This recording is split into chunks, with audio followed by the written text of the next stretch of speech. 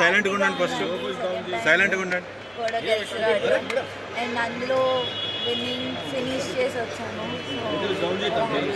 So సెంచరీతో record కూడా create చేశారు. ఎట్లా అనిపించింది ఆ సెంచరీ చేసిన మూమెంట్? చాలా బాగుండే, ఎందుకంటే మా నాన్న కూడా అక్కడ ఉండే, అది కొట్టినప్పుడు ఇంకా స్పెషల్ ఉండే నాకు ఆ మూమెంట్.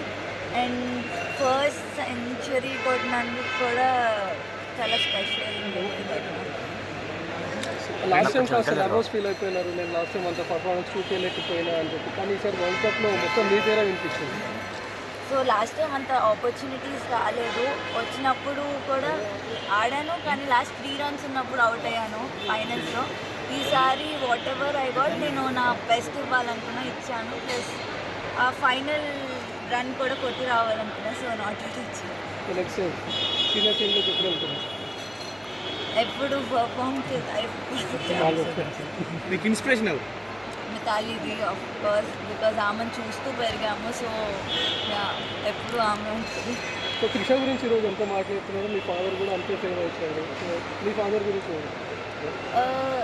నేను క్రికెట్ స్టార్ట్ చేసింది నాన్న వల్ల, అమ్మ నాన్న వల్ల. వాళ్ళు లేకపోతే నేను ఇక్కడ ఉండేదాన్ని కాదు. ఆయన చూపించిన డెడికేషన్ కానీ, ఆయన చూపించిన ఏదన్నా ఆయన వల్లే ఇక్కడ ఉన్నాను. సో ఆల్ క్రెడిట్స్ వాళ్ళిద్దరికే వెళ్తాయి.